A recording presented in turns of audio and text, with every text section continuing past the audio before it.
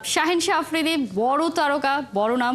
In fact বরিশালের যদি আমরা আসলে একাদশটা দেখি বা স্কোয়াডটা দেখি, তারা দুটো দল অনায়াসে সাজিয়ে ফেলতে পারে। দেশি এবং ফরেন রিক্রুট সব কিছু মিলে তারা এত দুর্দান্ত একটা দল গড়েছে। সেখান থেকে প্রথম ম্যাচের পারফরমেন্স কেমন দেখেছেন এবং শাহিন শাহ আফ্রিদির বোলিং কেমন দেখলেন, এবং আজকের লড়াইটা কেমন হবে শাহিন শাহ আফ্রিদি ভার্সেস নাহিদ রানা, মোহাম্মদ নাবি ভার্সেস মেহেদী হাসান, সব কিছু মিলিয়ে? আমি তো বলি নাহিদ রানা ভার্সেস তামিম ইকবাল হতে পারে, নাহিদ রানা ভার্সেস শান্ত হতে পারে, নাহিদ রানা ভার্সেস হৃদয় হতে পারে, নাহিদ রানা ভার্সেস মোহাম্মদ রিয়াদ হতে পারে।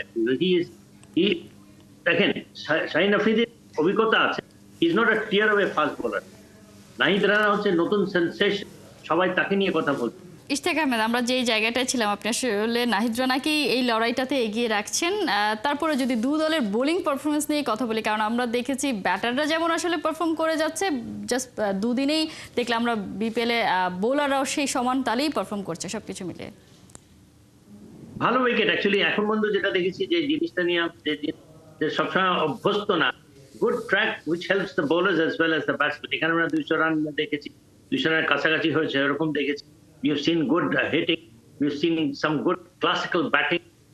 Mohammad Ali Riyad's batting. Mohammad Ali Riyad seems to be younger every time we see him. তার যে ব্যাটিং, তারপরে আমরা ফাহিম আশরাফের দেখেছি, আমরা শামীম হোসেন পাটোয়ারির দুর্ধর্ষ ব্যাটিং দেখেছি অনেকেরই।